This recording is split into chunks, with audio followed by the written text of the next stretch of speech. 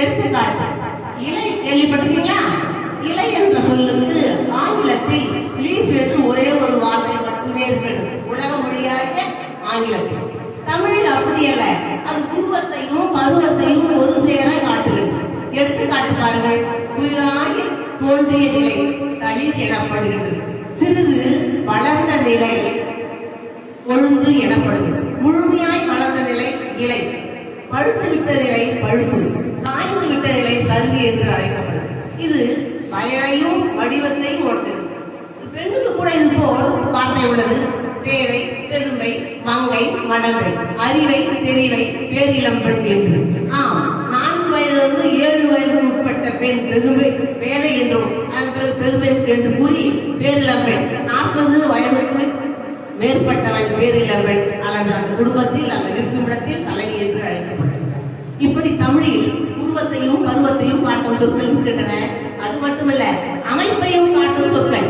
இவை தென்னை இலையை தென்னை கீற்று என்று கூறுவார்கள். பனை இலையை பனை ஓலை என்பார்கள். மா இலையை இலை என்றே அழைப்பார்கள். கரும்பு இலையை தெரியுமா?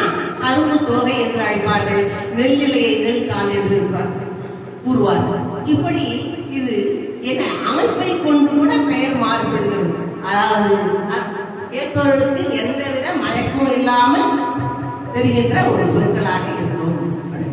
அடுத்து உங்களுக்கு தமிழ் அறிஞர்கள், இந்த தமிழ் குடல் நோக்கமே என்ன?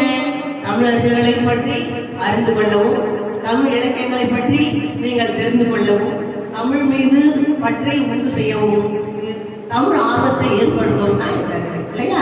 எனவேதான் இந்த கூடல் நிகழ்வு நடைபெற்று வருகின்றது. இதில் தமிழ் அறிஞர்களை பற்றி ஒரு சிலரை கூற நினைக்கின்றேன்.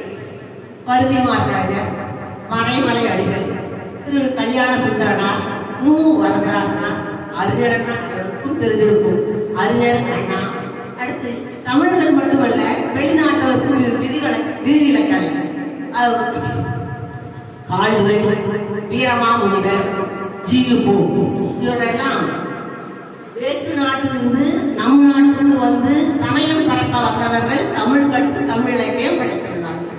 நான் முதலில் திரு கல்யாண சுந்தரனாரை பற்றி சொல்லலாம் நினைக்கிறேன். திரு கல்யாண சுந்தரனார் சிறந்த தமிழ் பேச்சாளர், எழுத்தாளர், இதழாசிரியர்.